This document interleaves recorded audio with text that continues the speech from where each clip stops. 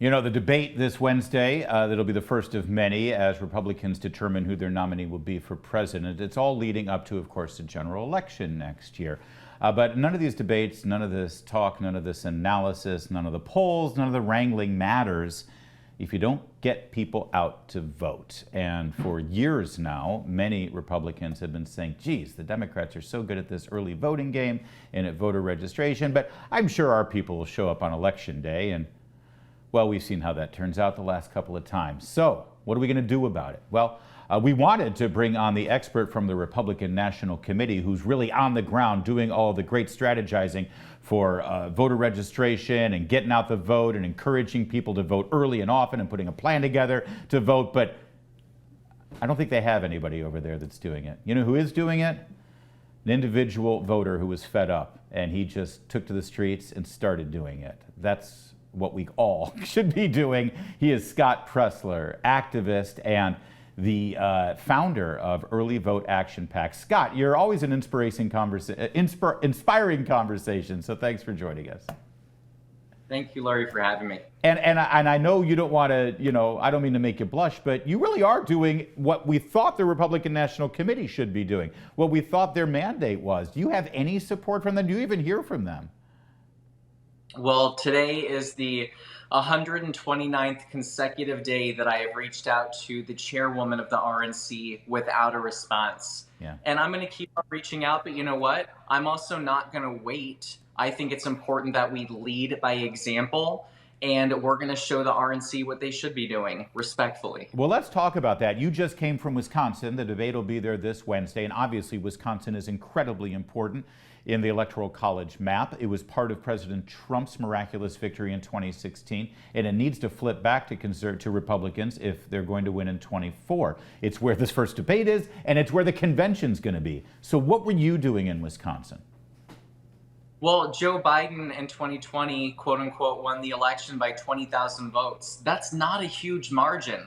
And so, for example, I was in Milwaukee, Wisconsin. Milwaukee is basically the Fairfax of the state of Wisconsin. It's the Democrat underbelly. Yeah. And so what we were doing is I was having a letter writing party. We have a list of 2,000 new movers to Milwaukee County. That's 1/10 of what we need to win the election right there. So I got a group of volunteers. For 2 hours, we sat down and wrote handwritten letters welcoming these new movers to Milwaukee and welcoming them to register to vote and join us at mkegop.com.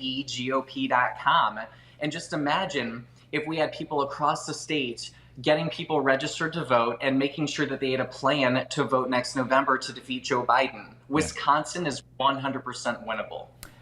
You mentioned Fairfax. That, of course, is the county in Northern Virginia. It's adjacent to Washington, D.C., and it's dominated by Democrats. You mentioned that because you're from Virginia. So I'd love for you to comment on Governor Glenn Youngkin's efforts. He has gone all in. There's a midterm election this year. It's an off-year election, as Virginia often has, to try to flip the state Senate. What do you think of what Youngkin's strategy is? It sounds a lot like he's been talking to you. Well, as you mentioned, in January of this year, I launched an organization called Early Vote Action.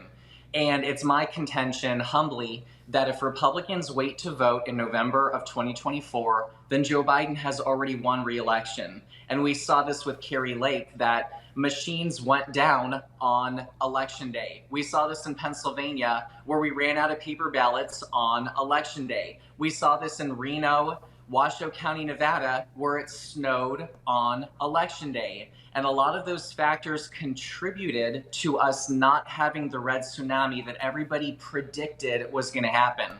And so I'm calling for an all-of-the-above approach to voting. Yes, election day, but also early in person, mail-in voting, absentee voting, and where legal in states like Nevada, ballot harvesting. And I'm so glad to see that Governor Glenn Youngkin is really spearheading this all-of-the-above approach, and he's created his own website. And not only that, but here's one thing that people need to understand. There are 45 days of early voting in the Commonwealth of Virginia. Why do I, as a Republican, want to give the Democrats a proverbial 45-day head start that they are and narrowing down by the precinct the amount of voters that they need. And we are wishing and hoping and praying that all of our people are going to turn out on one day. Yeah. So no, we need an all of the above approach, and I firmly support Governor Youngkin's strategy. It's so smart. And by the way, you listed those states where something happened coincidentally on election day, and that's the day Republicans tend to vote. Meanwhile, in Florida, where the weather was fine, it didn't snow, and the machines were functioning because they have a governor who knows what he's doing. And look what happened in Florida. When everything works, it's great for Republicans. But for people complaining about, Maricopa County and Fulton County and the corruption there, well, if we rely on election day, then we're sort of telling those people exactly what day to rig it, I guess. Democrats vote for weeks. Republicans vote for 12 hours. Yeah. And I wonder why we have a difficult time winning elections. Scott Presler, how do you work or sort of push back against the typical Republican response, which is, I don't like early voting, we should just have one election day, all this stuff with ballot harvesting, that's corrupt. We Republicans, we're better than that. Even if the law says it's okay, we should stick with what we think is right, which is everyone show up on election day and vote on election day, no ballot harvesting, yada, yada, yada. Well, look, I am always traveling. Constantly, and I'm never home on election day. So early in-person voting is perfect for me because I get to lock in my vote and I don't have to worry about Pete Buttigieg canceling my flight on election day. So I know that my vote has been locked in. And think about people who probably support Republicans. Police officers, firefighters, pilots, airline attendants, truckers, our military. These are all people that may not be home on election day, but have conservative values. Why do we want to limit the ability of our people to cast their votes and make sure that every vote counts? And that's my goal. I want to lock them in. I would love to just remind everyone, if they don't know your story, because you were a big Obama supporter in your youth, right? If I remember right, you were a dog walker? Oh, no, help me out. I want to make it very abundantly clear. I have always been a Republican. Why However, did I think that? I thought, okay, go ahead. Look, I know maybe I look like a Democrat. That's how I bring them in. But I understand the difference now between an America First Republican and a globalist Republican. And I think that is the biggest eye-opener. But yes, I graduated from George Mason. Couldn't find a job, was a dog walker, worked at an elementary school. President Obama inspired me because I realized I was a part of the problem because I wasn't a part of the solution.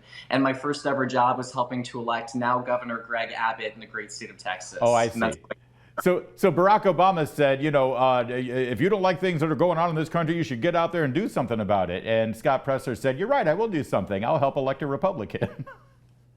That's right. President Obama, thank you for creating me. There it is. I knew there was an Obama collection there. But you really did. You just said, that's it. I'm done. I'm done complaining. I'm done whining. I'm done, firing off a really nasty comment on a Facebook page. I'm actually going to hit the ground. And you've been doing it for many years now. And I'm not kidding. You are inspiring. And I hope, are you bringing a lot more people? How many people, when you show up to a city, you announce ahead of time, the crowds must be growing every time you come in? It's humbling and it's inspiring and it's exciting. And I love hearing from people where they say, Scott, because of you, I ran for school board. I won my race. And now we have a conservative majority on that board. And I think the main message that I want to impart onto people is, look, I'm one guy. And if I can do it, you at home can do it. And I ask you, if you've ever felt anything in your heart, the desire to make a change, now is that time. So please step up and take action. Yeah, well, it is inspiring. It's Early Vote Action PAC, and it's a real good example of what one person can do. And you're right. If we had a ton of Scott Preslers out there, it wouldn't even be a close election. And by the way, one other thing, mom, dad, grandma, grandpa, if your kid has a college degree and they're just dog walking or whatever, tell them about Scott Presler. Maybe they'll find something new to do with their life. Scott, thank you. Not that there's anything wrong with dog walking. I love walking dogs. No, and real quickly, Larry, yeah. There are elections this November in Virginia statewide. To everybody that is watching, please make a plan to vote. Yes. If we Governor Glenn Youngkin 2 Senate seat pickups and hold the House of Delegates, we will have an entirely conservative legislature in Virginia. So please vote this November. Yes, and that puts Virginia on the map for the presidential next year. Thank you, Scott. More to come on O'Connor Tonight.